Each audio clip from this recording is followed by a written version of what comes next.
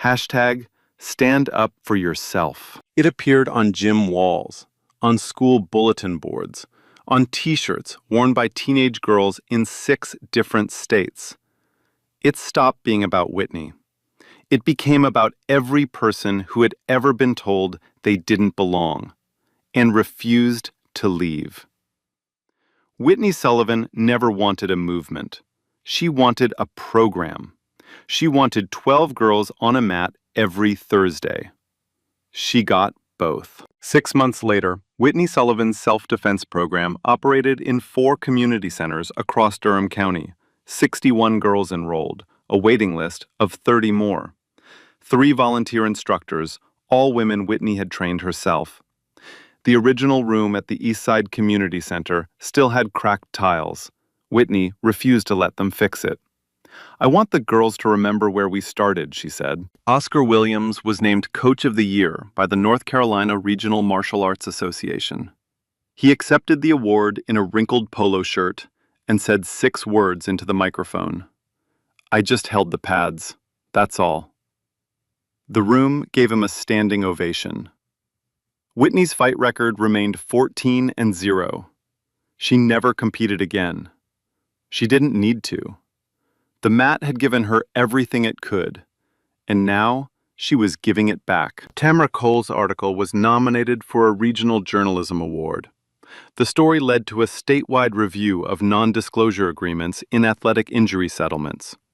2 other gyms in North Carolina were investigated as a result. Tamara kept writing. She kept digging. Brad Kessler's gym survived. Barely. He lost 70% of his students. He stopped posting videos entirely. His YouTube channel went dark. The gold-stitched robe hung in a closet somewhere, untouched. Brad completed a 6-month anger management course as part of the state athletic board's conditions for keeping his license. Whether he truly changed is something only time would tell. But he never spoke publicly about Whitney Sullivan again. Diane Prescott launched her own consulting firm. She never mentioned Iron Circle Athletics on her resume. Greg Anderson, the student with the broken orbital bone, finally spoke publicly. He told Tamara, "I was afraid to talk. I thought nobody would believe me. Whitney showed me that silence doesn't protect you. It just protects the person who hurt you."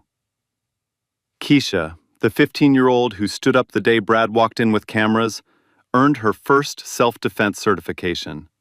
She told Whitney she wanted to teach someday. Whitney smiled. "You already started." Andrea Foster's citywide self-defense initiative expanded beyond Durham. 2 neighboring counties adopted the model. A state legislator introduced a bill to fund similar programs across North Carolina. The bill was named the Sullivan-Williams Community Defense Act. Whitney found out about the bill from a text message while mopping the floor at the community center. She read it, put her phone back in her pocket, and finished mopping. That was Whitney, always finishing what she started. The hashtag stand up for yourself continued to grow. It was no longer about one fight or one woman.